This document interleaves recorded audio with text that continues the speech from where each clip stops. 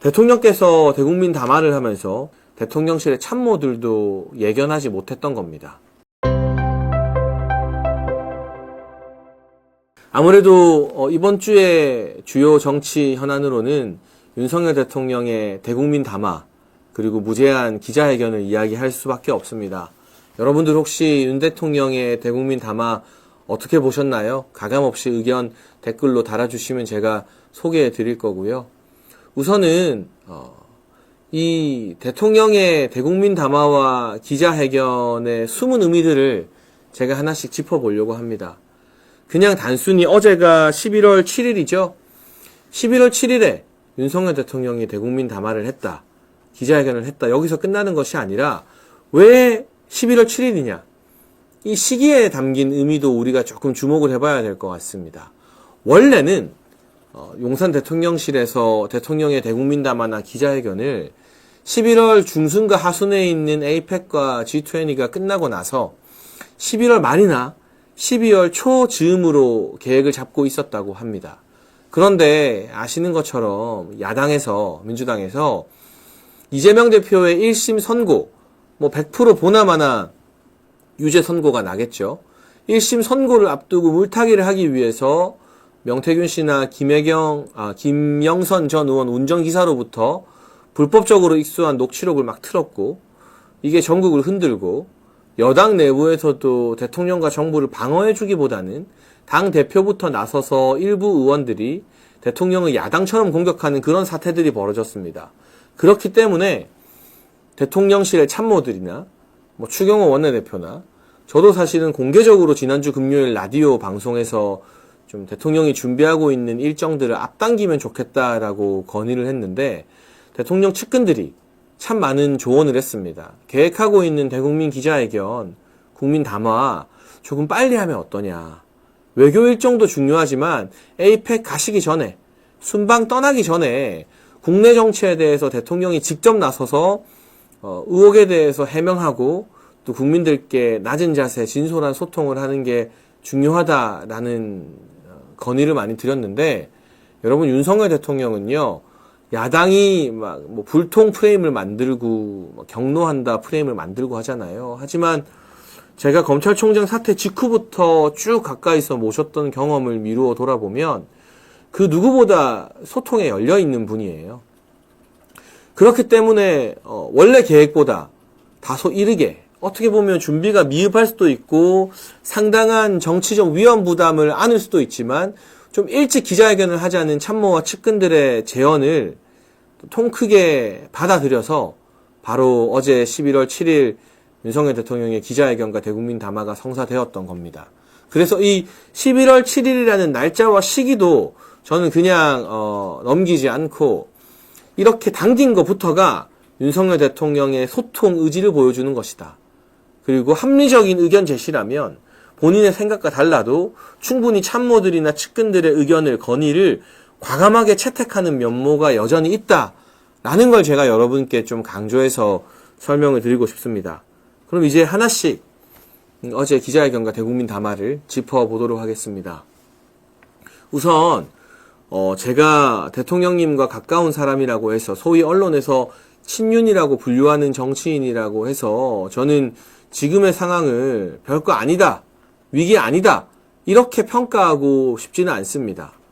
온라인에서 흔히들 쓰는 말 중에 정신승리라고 하잖아요. 실제 현실은 어려운데 자기들끼리 그냥 막 자화자찬하고 별거 아니다 하는 그런 정신승리 하고 싶진 않아요. 지금 분명히 위기가 맞고요. 우리가 지지율에 너무 지나치게 집착하고 일희일비할 필요는 없지만 어쨌든 지지율이 하락세인 부분에 대해서 민감하게 반응하고 반등을 시켜야만 윤석열 대통령의 4대 개혁이나 여러 가지 국정 과제가 동력을 얻을 수 있는 거죠. 그리고 여당 내부의 소위 말하는 배신자들도 함부로 준동하지 못하게 되고 재판부 같은 경우도 여론의 눈치를 보기 때문에 이재명에게 과감하게 유죄 선고를 때리는 데 있어서 사실 재판 결과야 1심 결과야 다 정해져 있습니다만 이런 지지율이나 여론의 추이를 안 본다고 하면 그것도 거짓말일 겁니다. 그렇기 때문에 이 갤럽 기준으로 지지율이 20%가 깨진 이 국면에서 위기를 타개할, 위기를 돌파할 특단의 대책이 필요한 것도 부정할 수 없는 분명한 사실입니다. 그래서 윤석열 대통령이 참모들의 건의를 받아들여서 대국민 담화와 기자회견을 선택하며 오늘 저희 썸네일처럼 위기를 기회로 바꾸기 위한 승부수를 던진 건데요. 그 사이에 이태훈님 너무 큰 슈퍼챗 보내주셨고요. 헤일로님 같은 경우도 장예찬님은 우리나라 미래의 큰 자산입니다. 큰 정치인으로 성장하시고 바른 정치 기대합니다라고 너무 큰 슈퍼챗 보내주셨습니다. 진심으로 두 분께 감사드립니다. 다시 본론으로 돌아와서 제가 대선 때부터 바라본 윤석열 대통령은 승부사 기질이 있어요.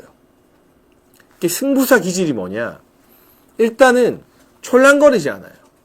뭐 지지율이 당장 떨어진다, 뭐 부정적인 이슈가 터진다, 이런 것에 막 일희일비하면서 촐랑거리는 것이 아니라 묵직하게 때가 올 때까지 기다립니다. 그래서 한편으로는 지지자들이 볼 때 불안하고 답답할 때도 있고 참모들이 볼 때에도 지금 뭔가 해야 되는데 초조한 마음이 들 때도 있어요. 그렇지만 대선 때도 그렇고 어려운 국정을 해칠 때도 그렇고 이번에도 그렇고 때로는 두들겨 맞으면서도 꾹 참고 인내하다가 결정적인 때가 왔을 때 한 방에 승부수를 던져서 국면을 바꾸는, 확 낚아채는 그런 승부사 기질이 윤석열 대통령에게 있는 것 같습니다. 그건 검찰 때부터 윤석열 대통령이 보여줬던 묵직한 한방, 그 특징인 것 같고요. 이번 기자회견도 그런 승부사 기질의 발현으로 봐야 하는데, 대통령께서 대국민 담화를 하면서 국민들 앞에 일어나 90도로 허리를 숙여서 사과를 했죠. 사실 이 90도에 가까운 대통령의 사과는 대통령실의 참모들도 예견하지 못했던 겁니다. 참모나 측근들이요, 윤석열 대통령에게 보고를 하거나 조언을 할 때 사과 메시지를 내야 합니다 라는 말씀은 드릴 수 있어도 일국의 대통령이고 현직 대통령인데 뭐 허리를 숙이십시오, 90도 인사하십시오, 이런 조언은 할 수가 없거든요. 그러니까 이 진정성 있는 사과는 현직 대통령으로서 불법의 정황이 전혀 드러나지 않았음에도 불구하고 국민의 우려라는 이유 하나만으로도 유례 없이 대국민 담화와 사과 기자회견을 한 건데, 여기서 이렇게 철저하게 낮은 자세로 국민들께 허리를 숙인 건 100% 오롯이 윤석열 대통령의 결단이고 윤석열 대통령의 선택이다라는 점을 강조해서 말씀드리고 싶고요.